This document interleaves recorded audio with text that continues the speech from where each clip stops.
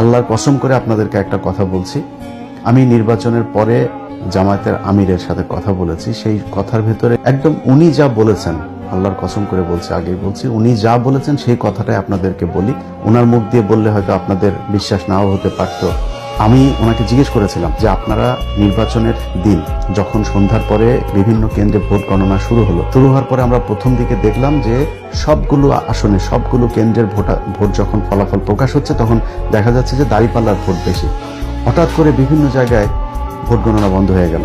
জামাতের আমির উনি এই কথাটা বলেছেন যে আমাদের যদি নাকি ওই সময় ইলিয়াস আমরা যদি নাকি গ্যাঞ্জাম করতাম তাহলে আমাদের কাছে গোয়েন্দার তথ্য ছিল যে এখানে আওয়ামী লীগ নামবে মাঠে এবং আওয়ামী লীগের সাথে বিএনপির কিছু লোকজন নামবে, নেমে তারা প্রচন্ড বিশৃঙ্খলা করবে, দেশটা একটা গৃহযুদ্ধের দিকে যাবে।